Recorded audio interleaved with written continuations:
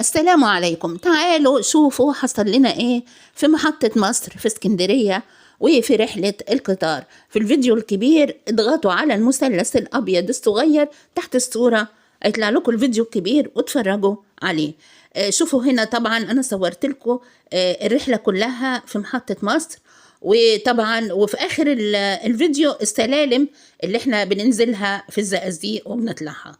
تعالوا شوفوا ايه حكاية التذكرة المجانية لكبار السن، وشوفوا واشتركوا في القناة، اعملوا اعجاب للفيديو القصير، اعملوا اعجاب للفيديو الكبير، ونختم الفيديو بالصلاة والسلام على الحبيب المصطفى صلى الله عليه وسلم. والسلام عليكم ورحمة الله وبركاته.